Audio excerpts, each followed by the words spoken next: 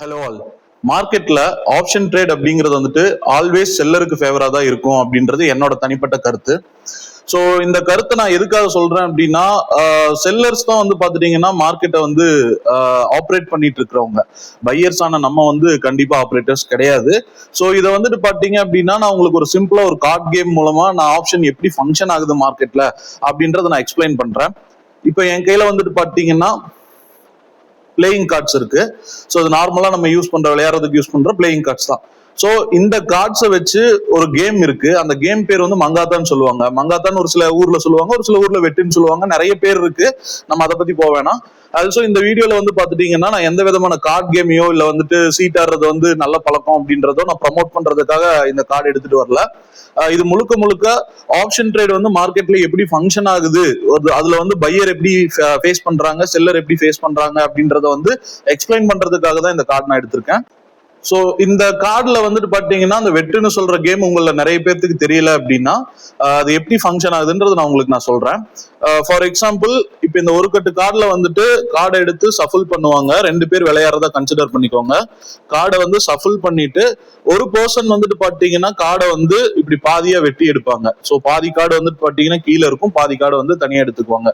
So அப்படி வெட்டி எடுத்து வரும்போது நமக்கு வந்து மேல ஒரு நம்பரோ இல்ல நேமோ ஏதோ ஒன்று வருது. இப்போ பாத்தீங்கன்னா எனக்கு வந்து கிங்னு வந்திருக்கு. சோ இந்த கிங் அப்படின்றது வந்துட்டு பாத்தீங்கன்னா கீழே இருக்கிற அந்த ஸ்பேடு, ஹார்டின், டைமண்ட் இதெல்லாம் கணக்கே கிடையாது. வெறும் கே மட்டும்தான் அதுல கணக்கு. சோ இப்போ இதுல வந்துட்டு பாத்தீங்கன்னா வெட்டி எடுத்து வச்சாச்சு. வெட்டி எடுத்து வச்சதுக்கு அப்புறம் பேலன்ஸ் இருக்கிற கார்டை வந்து இன்னொருத்தவங்க போடுவாங்க. அப்படி போடும்போது உள்ளே வெளியேன்னு சொல்லி போடுவாங்க. சோ அப்படி போடும்போது இந்த கிங் வந்து யார் சைடு விழுகுதோ அவங்க எவ்வளவு பணம் கட்டியிருக்காங்களோ அந்த பணத்தை மொத்தமும் விழுகிற சைடு இருக்கிறவங்க எடுத்துக்கலாம். இப்போ உங்களுக்கு புரிஞ்சிருக்கும்னு நினைக்கிறேன். ஆப்ஷன்லயும் இதே மாதிரி தாங்க ஃபங்க்ஷன் ஆயிட்டு இருக்கு. ஃபார் எக்ஸாம்பிள், நீங்க வந்து ஒரு ஸ்ட்ரைக் பிரைஸ் சூஸ் பண்றீங்க அப்படின்னா, அந்த ஸ்ட்ரைக் பிரைஸ் வந்து ஒருத்தங்க பை பண்றாங்க, ஒருத்தங்க செல் பண்றாங்க. அந்த ஸ்ட்ரைக் பிரைஸுக்கு வந்து மார்க்கெட் மூவ் ஆன் ஆச்சு அப்படின்னா பை பண்றவங்க வின் பண்றாங்க, செல் பண்றவங்க லாஸ் பண்றாங்கன்னு அர்த்தம். ஒருவேளை வந்து அந்த ஸ்ட்ரைக் பிரைஸுக்கு வந்து மார்க்கெட் மூவ் ஆன் ஆகல எக்ஸ்பைரி டேட் அப்போ அப்படின்னா செல் பண்றவங்க வின் பண்றாங்க, பை பண்றவங்க வந்து லூஸ் பண்றாங்கன்றது அர்த்தம். இப்படிதான் மார்க்கெட்ல வந்து ஆப்ஷன் அப்படின்ற ஒரு ட்ரேட் வந்து ஃபங்க்ஷன் ஆயிட்டு இருக்கு. சோ இதை வந்து கேமோட கனெக்ட் பண்ணி எப்படி ஆப்ஷன் வந்து செல்லருக்கு இவ்வளவு ஃபேவரபிளா இருக்கு அப்படின்றத உங்களுக்கு நான் தெளிவா சொல்றேன். வாங்க வீடியோக்குள்ள போலாம். ஸோ இப்போ நம்ம வந்து கேமை ஸ்டார்ட் பண்ண போறோம். நீங்க வந்து எனக்கு ஆப்போசிட்ல உட்காந்து கேம் விளையாடுறதா கன்சிடர் பண்ணிக்கோங்க. நான் ஆப்போசிட்ல ஆப்பனன்ட். ஸோ நீங்க வந்து இந்த இடத்துல வந்துட்டு பாத்தீங்கன்னா பையர், நான் வந்து மார்க்கெட்ல செல்லர். ஓகேங்களா? ஸோ இப்போ கார்டை குலுக்கி வச்சுட்டேன். வெட்டுறதுக்கு நீங்க இல்லை, அதனால நானே வெட்டி ஒரு கார்டு எடுக்கிறேன். இப்போ நம்பர் 3 வந்திருக்கு. சரிங்களா?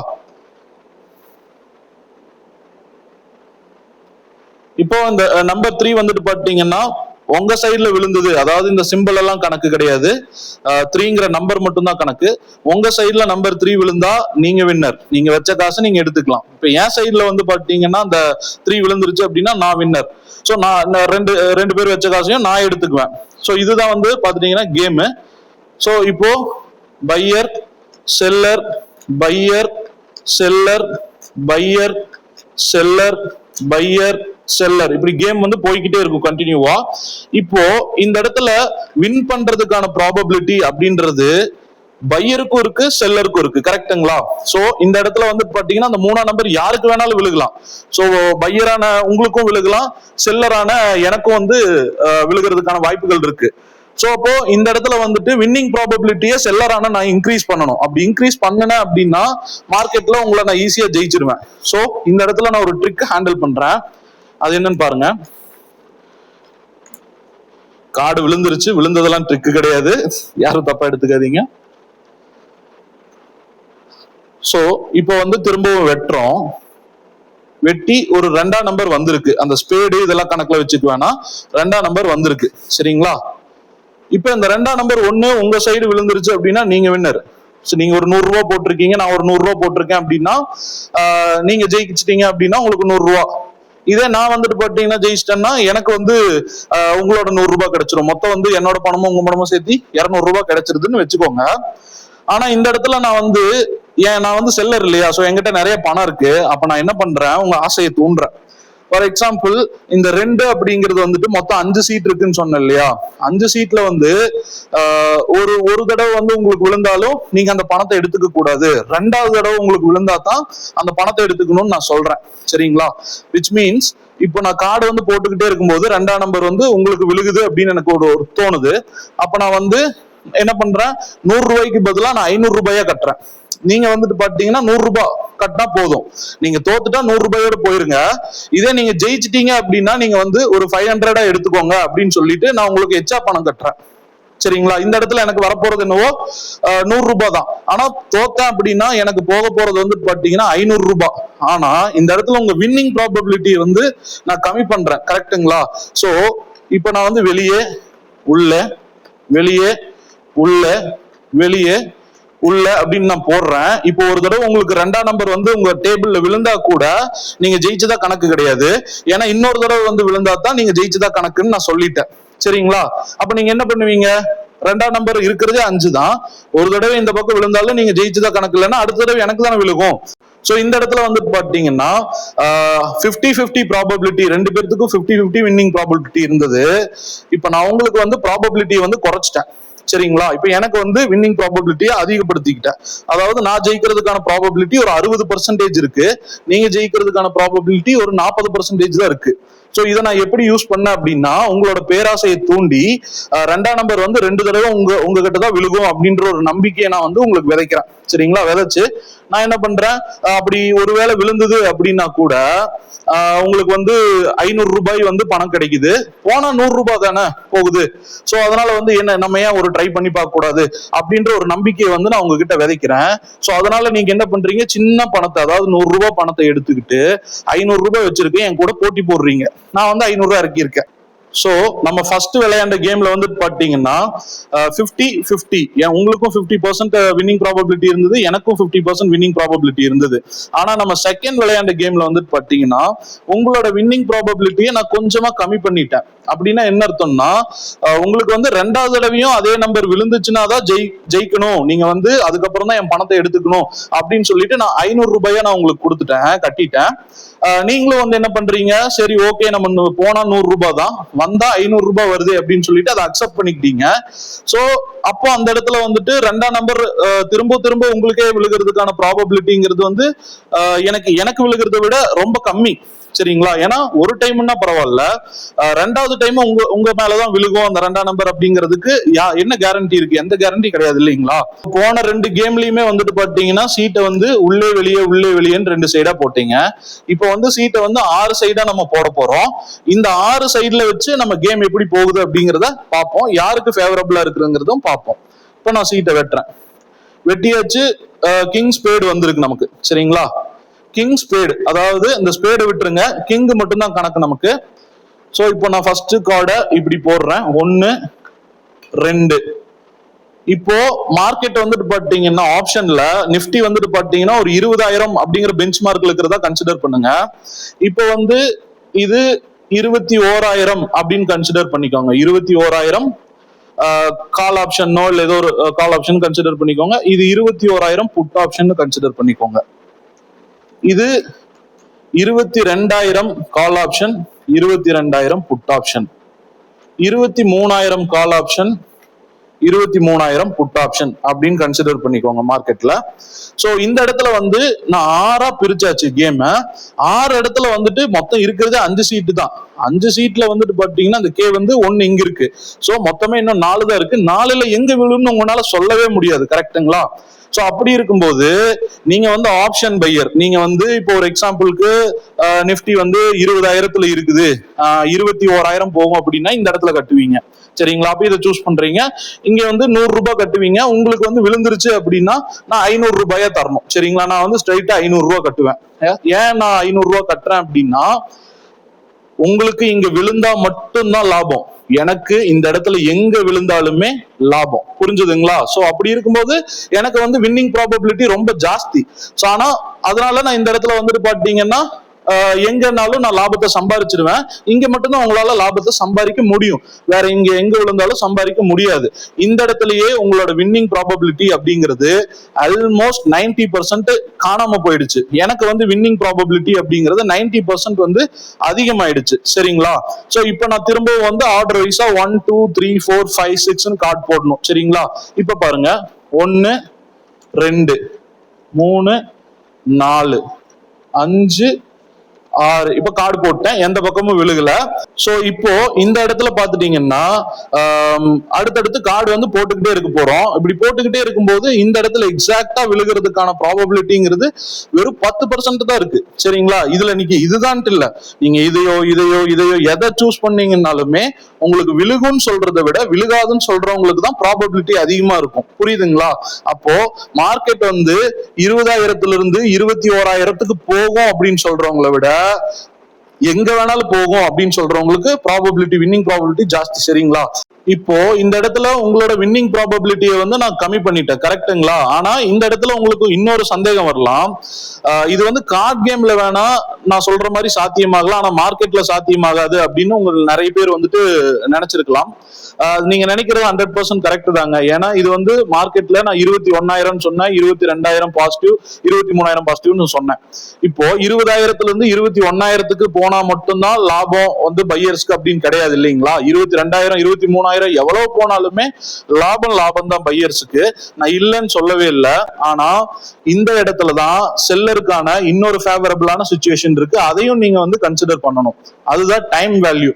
இப்போ இந்த மாதிரி ஒரு அமைப்புல வந்து நீங்க லாபம் சம்பாதிக்கிறதுக்கான ப்ராபபிலிட்டியே ரொம்ப கம்மி. அப்போ 3வது ரவுண்டுக்குள்ளேயே நான் உங்களுக்கு வந்து விழுகணும் அப்படின்னு ஒரு டைம் டெட்லைன் கொடுத்தேன் அப்படின்னா நீங்க என்ன பண்ணுவீங்க? அப்போ ஆட்டோமேட்டிக்கா உங்களுக்கு ஒரு வேல்யூ வந்துட்டு பாத்தீங்கன்னா ஆர்டிபிஷியலா வந்து விழுகும் அப்படிங்கிற ஒரு வேல்யூ ரைஸ் ஆகிக்கிட்டே இருக்கும்போது அந்த வேல்யூ வந்து டைம் வேல்யூவோட தோற்கடிக்கப்படும் போது உங்களுக்கு வந்து ஆட்டோமேட்டிக்கா 0 ஆகி தான் முடியும். சரிங்களா? எண்ட் ஆஃப் த டே இதுதான் ஆப்ஷன்ஸ் அப்படிங்கிறது. இப்போ உங்களுக்கு ஆப்ஷன் செல்லருக்கு மார்க்கெட் ஏன் இவ்வளவு ஃபேவரபிளா இருக்கு அப்படின்றது தெரிஞ்சிருக்கும். இந்த இடத்துல உங்களுக்கு ஒரு டவுட் வரும், அப்போ வந்து ஆப்ஷன் செல்லர் வந்து ஃபெயிலே ஆகுறது இல்லையா, அவங்க வந்து காசே இழக்கிறது இல்லையான்னு கேட்டீங்கன்னா நான் அப்படி சொல்ல வரல. ஃபார் எக்ஸாம்பிள் இப்போ ஒரு பெரிய ஈவெண்ட் நடக்குது அப்படிங்கும்போது அந்த ஈவெண்ட்ல வந்துட்டு பாத்தீங்கன்னா மார்க்கெட் ரொம்ப ரேலி எடுக்குது அப்படிங்கும்போது ஆப்ஷன் செல்லருக்கு வந்து நிறைய லாஸ் வரும். ஆனா அந்த இடத்துல வந்துட்டு அவங்க ப்ராப்பரான அட்ஜஸ்ட்மெண்ட் ட்ரேடை வந்து எடுத்து வச்சிருப்பாங்க. ஸோ அந்த இடத்துல என்னைக்குமே அவங்க லாஸ் பண்ண மாட்டாங்க. இதுதான் 100% உண்மை.